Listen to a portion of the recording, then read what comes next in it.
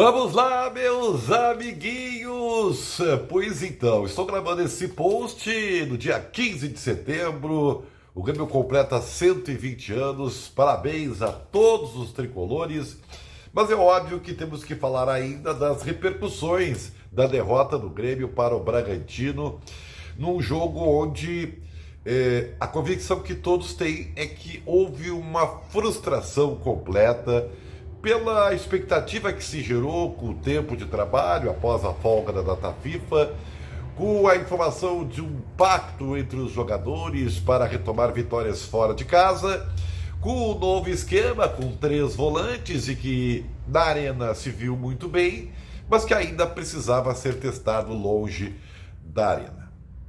Pois não só o Grêmio perdeu, e já o posto anterior analisou os dados do jogo, como também na sua entrevista coletiva, Renato voltou a abrir o verbo e não poupou críticas ao que ele chama de falta de competitividade de alguns jogadores. Sim, é verdade, o Grêmio não competiu, especialmente no primeiro tempo. Mas Renato, na sua entrevista, ele foi além, ele salientou inclusive percentuais. Admitiu, inclusive, que desejou mudar aos 15 minutos do primeiro tempo, mas não o fez para não jogar o jogador aos leões, né, como se diz. Mas então aí cabe uma observação, e eu vou chegar na tal competitividade. Em primeiro lugar, me parece que o alvo é bem definido, pois no intervalo de jogo ele fez 3 alterações, sendo uma por lesão, já que o Rodrigo Eli, inclusive, machucou, e os outros 2, me parece, por questões técnicas. O João Pedro Galvão e o Felipe Carvalho. O João Pedro Galvão, eu comentei o jogo, eu acho que ele ainda não está adaptado a esse esquema. Me parece um pouco perdido e ele realmente contribui pouco. Mas é um jogador esforçado, né? Luta pela bola, enfim. Já Carvalho é um jogador que há algum tempo vem despertando nos torcedores e na crônica esportiva uma certa frustração pelo valor que o Grêmio pagou por ele, né, pela expectativa gerada em torno da sua contratação, e que, na minha opinião e de muitos, ainda não convenceu. Pois é, a leitura, e é uma leitura que eu faço, é que o seu alvo das críticas de ontem, uma delas era para Carvalho. É um jogador que pouco constrói e pouco destrói. E para um volante desse esquema que o Grêmio, ou o Renato, né, definiu como o mais correto para ser utilizado agora, se ele não tiver uma participação efetiva, não pode dar certo. E ontem não deu. Mas eu quero dizer para vocês que, e aí eu quero entrar no termo competitividade, que eu acho assim que é um pouco enganoso quando você apenas pega o termo competição e linka com atitude, né? Com correria. Ah, o cara não correu, o cara não lutou, né? Então faltou competição. Não é isso. Competitividade é outra coisa. Competitividade é um pacote de valências que inclui sim a atitude, né? Comprometimento, mas tem muito de questão tática, de questão física, de se impor fisicamente diante do adversário, mas de correr certo, de recompor, de não abandonar o lance, de estar bem posicionado, de ter qualidade para quando estar com a bola, saber o que fazer com ela. Então vejam bem, competitividade é uma coisa muito maior do que correr ou não correr. E vamos lá, vamos combinar, né?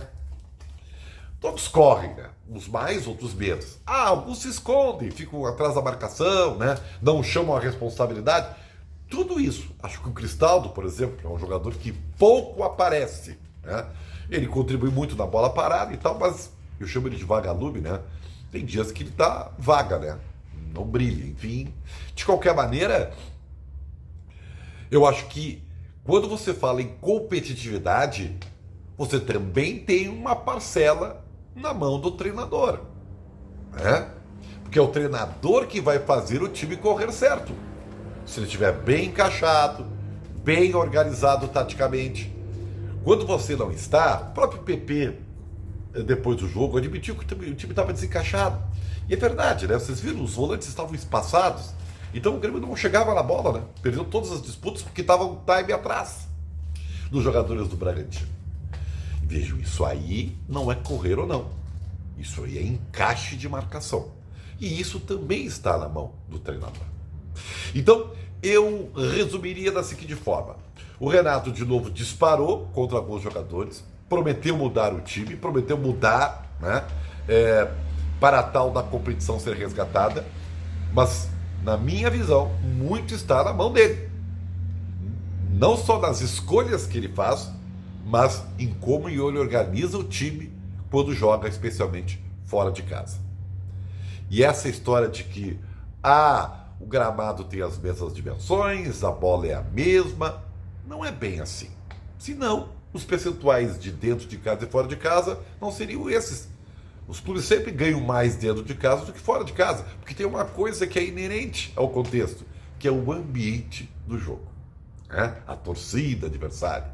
Mas o Bragantino não tem torcida. Bom, mas o Grêmio jogou mal, né? E quando você joga mal, ou está mal organizado, bom, você vai sofrer com as valências positivas do seu adversário. Espero ter sido compreendido por vocês. O termo competição é muito maior do que espanar apenas do corre ou não corre. Se ligaram?